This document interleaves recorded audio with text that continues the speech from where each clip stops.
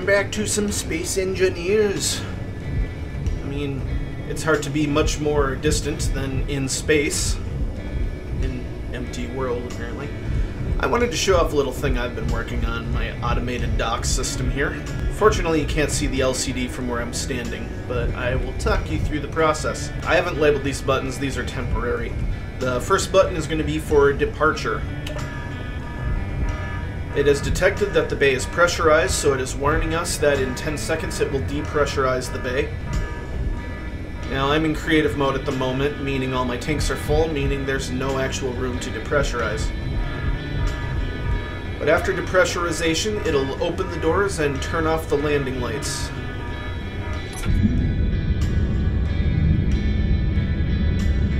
And then as long as the pressurization is out, that light will continue to spin. It's hooked up to the vents, so if the room depressurizes, it turns on, but then my script also turns it on as a warning. So now let's go ahead and control our ship. That one is Minebot.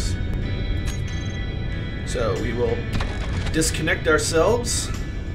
I'm gonna exit the camera, and then we were too slow at moving forward, so we'll lock and disconnect so that we can now move forward.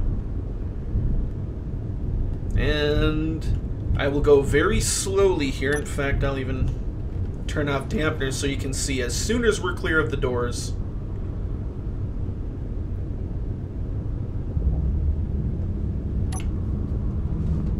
They close.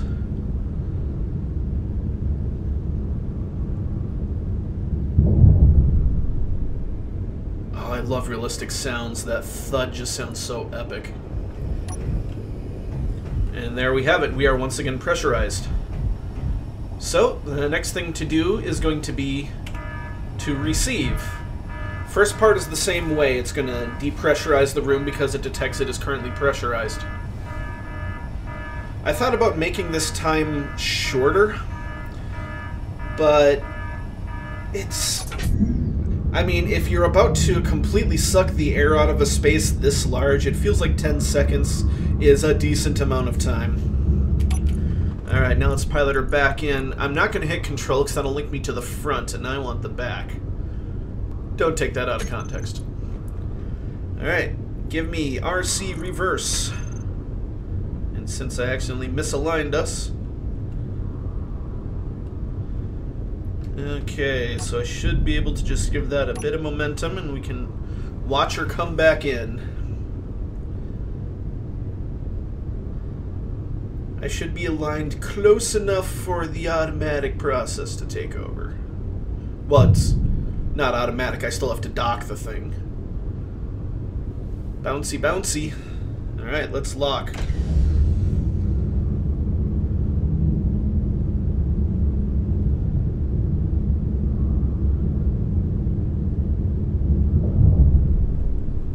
I love that sound.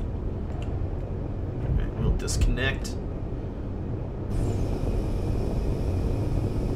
And once we're repressurized, I'll have a little look at how I've set this up. There we are. I had to make this bay a little bit lower because it turns out Multitool was a little taller than I expected, but I can't make it much more compact. I'll go through those later. Hi, wall.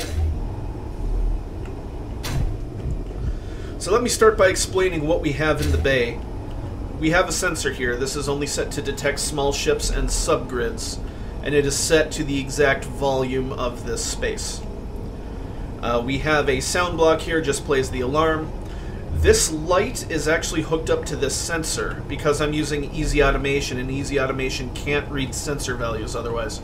Not for detected entities anyways.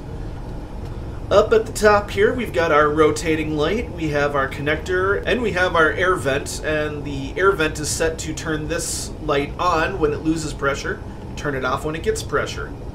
Again, easy automation can't read the status of pressurization, so I use the light instead, and I check to see whether or not the light's on. Now that temporary location is over here.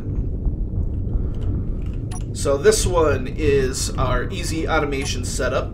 I will go briefly into this. This is by no means complete. So what we're doing, I'm going to be changing this to be modular so you can just run launch and tell it which bay you want.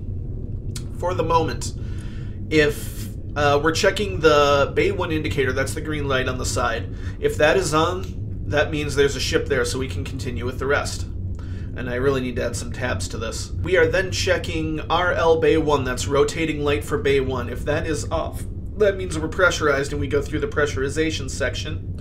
If that's on, that means we already don't have pressure and we can just skip down to the next section. And that's where we turn off the bay lights, we open the hangar, we wait until the indicator is set to false. That means the ship is no longer in the bounding box we've set for it, and then it closes everything off.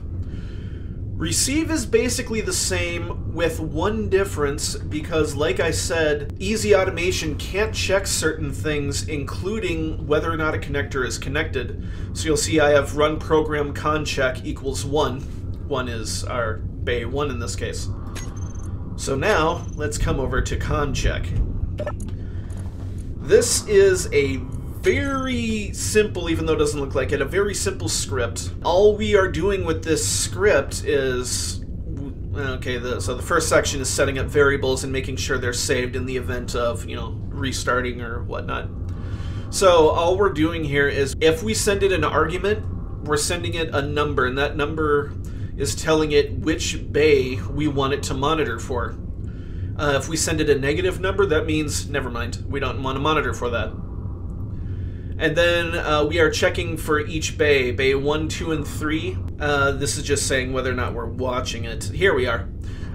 Status equals my ship connector status dot connected. That is when two connectors are lined up and locked to each other.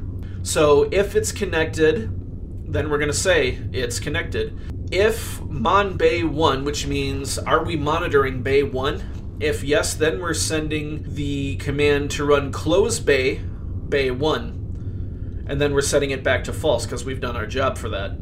And that's pretty much it. So you can see at the moment we're ignoring bays 1, 2, and 3. But the last thing I will do is I will run the script so you can see the process.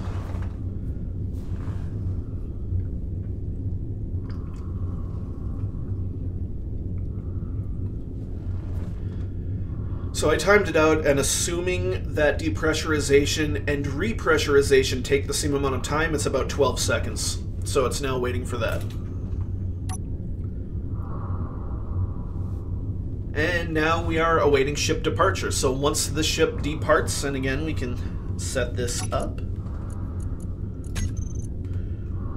Let's see here, this is Minebot. Minebot forward, control. So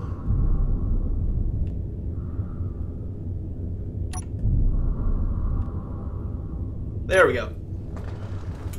So now it's moving forward. There we are, closing hangar bay 1 doors. And the closing of the doors takes about 11 seconds, about 10 and a half. Pressurizing bay 1, and that script is done. So now we can activate the reverse function. Bay 1 is available. It checks that first. If there's already ship in there, it won't run, because why receive when we already have one? So now it's going back through everything else. Let's grab Minebot, see reverse, and we'll be able to see once it opens up here. There we are.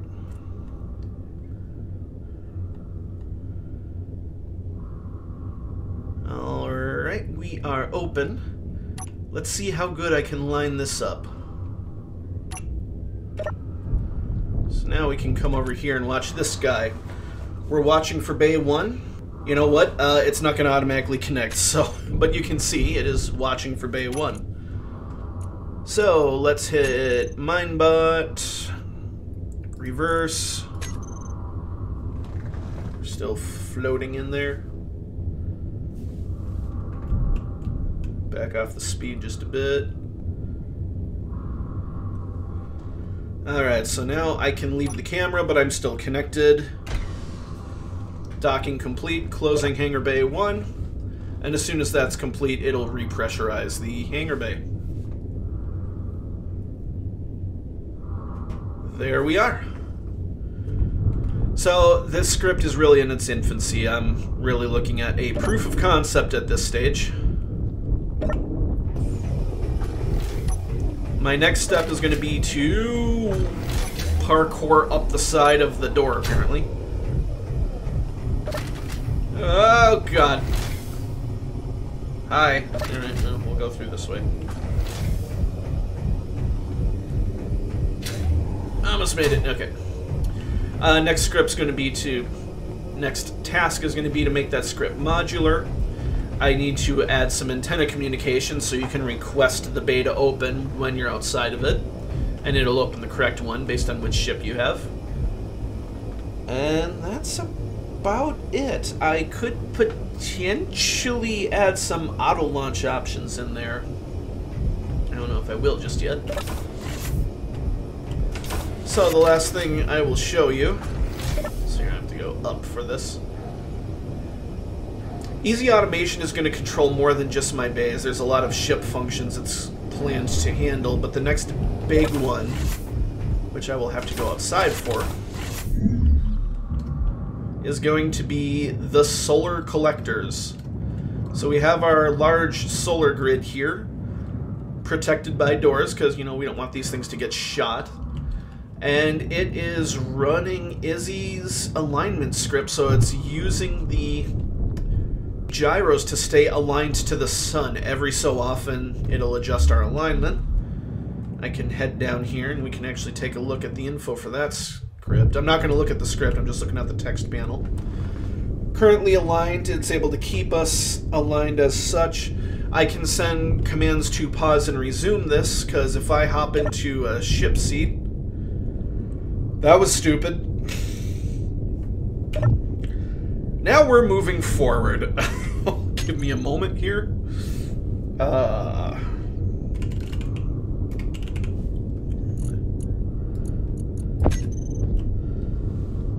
So, someone never actually got around to building everything else. There, please to stop us. In fact, have another one. Okay, we stopped.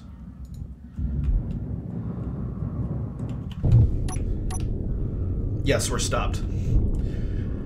As I was trying to say, with Izzy's script taking control, I can't look around until I actually pause the script execution. That will return the functionality of the gyros to me. But you may have noticed a problem with my auto-launch script. You don't exactly want the ship spiraling all over the place when you're trying to take off or when you're trying to land, because the moment you disconnect, the ship's going to rotate and smash you into the wall. So part of launching is also going to be pausing the script execution so the ship holds still while I'm taking off or coming back. And this ship's really in its infancy. I've got the basic looks done. I've got the back engine pod, which seemed to have some get up and go to her there. And as you saw with a quick tour, I've got the engineering section fairly well fleshed out. This is the only way in from the outside without going through the armor, so this is where I've got some turrets set up just in case. We've got our oxygen tank set up here. We go up to the upper level. These are actually the exterior ion engines. You can access the ion engines from inside, but because of the way it works, you can't access the hydrogen engines from inside because they're not airtight. So that's why there's even doors to go outside, but a lot of it you can take care of from the inside. We've got all of our gyros up here.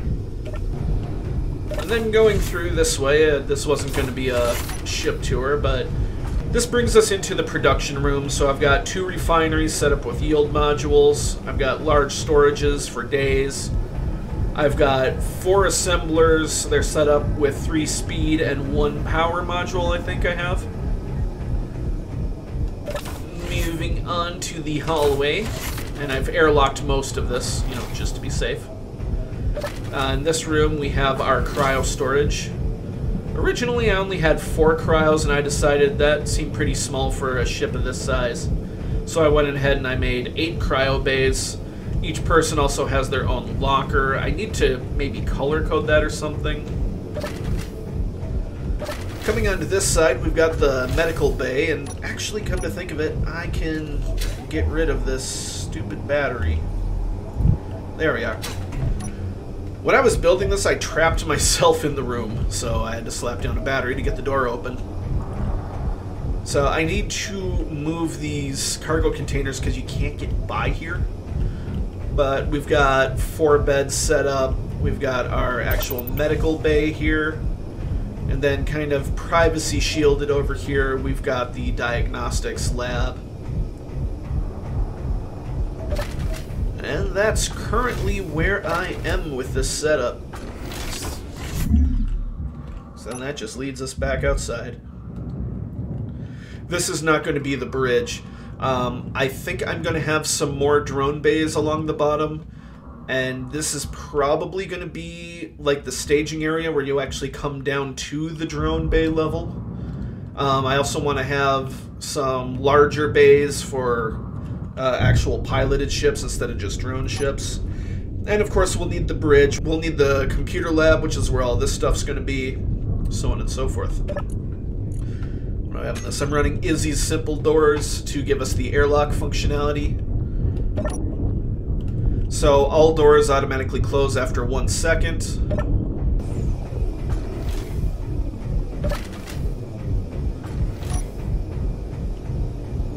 And then if we come over to an airlock door like this one, it locks the other door until the first one closes.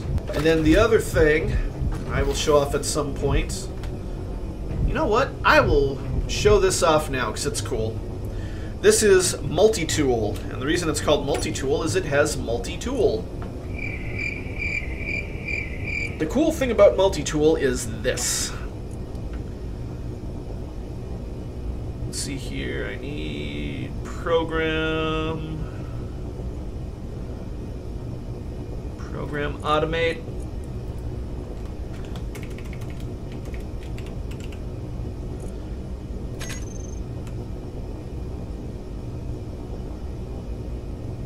This is why it's called Multitool. That is the most compact tool changer I could come up with, and frankly, I am happy with that.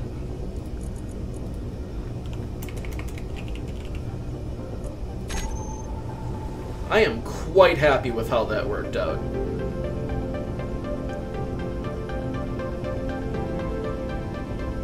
So I'll be seeing you once I have some more stuff worth being seen.